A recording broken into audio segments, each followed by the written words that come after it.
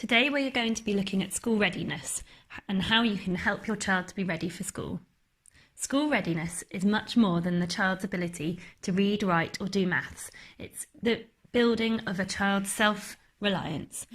We are going to go through some of the key areas that you as a parent or carer can do to help build your child's independence in the next few months before school. These key areas are dressing and undressing, independent toileting, healthy eating and lunch boxes, separation from a parent or carer.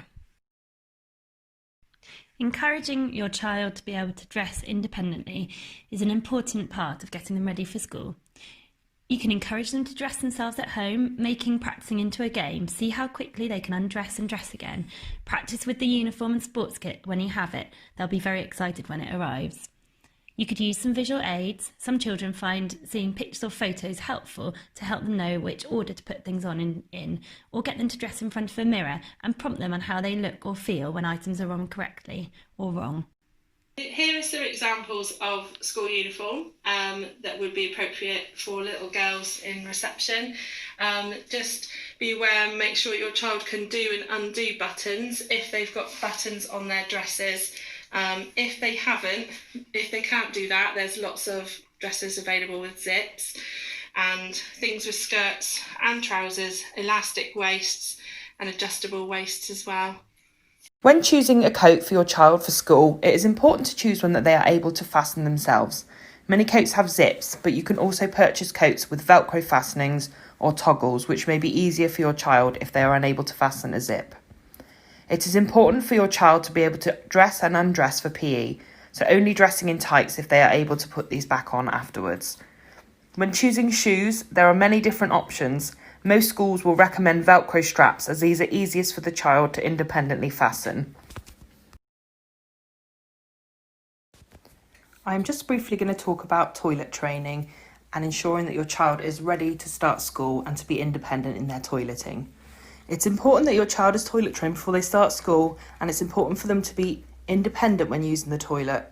Children will need to be able to take themselves to the toilet when they need to go, with enough time for them to get there. It's also important for your child to be able to undress and dress themselves when using the toilet. So like we've discussed in the dressing video, it's important that they have appropriate clothing without tricky fastenings so they can pull up and down their trousers or their skirt, and also if they're wearing tights that they're able to pull them down with enough time to go. It may be useful to practice this at home and get them to try on their own school uniform to encourage this. Your child will also be expected to wipe their own bottom. So again, this is something that could be practiced at home. Make sure that they're able to do this by themselves. And lastly, it's important that they are able to wash their hands after they've been to the toilet. So again, you could use visual pictures at home with encouragement with them to wash their hands after they've been to the toilet. If you have any concerns regarding your child's toileting stage, please seek early advice from your health visiting team.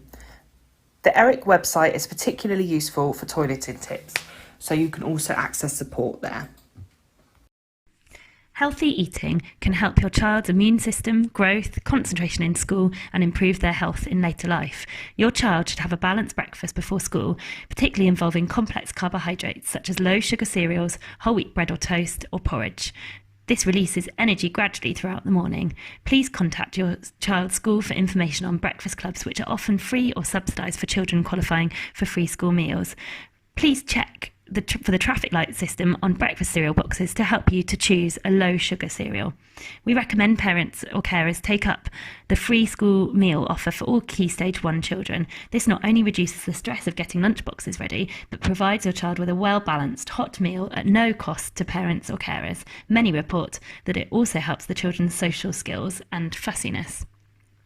If you choose to send your child in with a packed lunch, we recommend looking at healthy options covering all the food groups you can see on the Eat Well plate.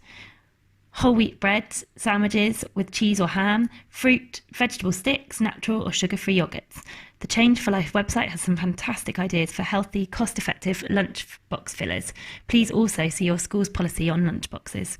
A fruit snack is provided for children in Key Stage 1 And most schools ask parents not to send children in with alternative snacks unless they have a dietary need. Children are also eligible for free milk at break time until they are 5 years old, after which it can be bought at a very subsidised rate through your school. Your child should be drinking 6 to 8 cups of drink, ideally water, per day. Keeping well hydrated will help your child with their general health and well-being, concentration in school, keeping dry in the daytime and at night by stretching the bladder to encourage more capacity to hold. Squash and fizzy drinks and drinks with caffeine in can cause damage to teeth, be high in sugar and increase the chance of wetting accidents in the daytime and at night as they irritate the bladder. Most schools encourage children to have a bottle of water in school, which they can access as they like. You should encourage your child to drink a full bottle at school, then encourage drinks when they arrive home up until 2 hours before bed to help with nighttime dryness. For more information on healthy eating or drinking, please visit the Change for Life website or contact your school nurse. It is a big thing for both your child and for parents and carers when children start school, and there is likely to be some feelings of anxiety. You can help to prepare your child by talking about what the school day, particularly drop-off, might look like. Reaffirm that at the end of the day they will be coming home.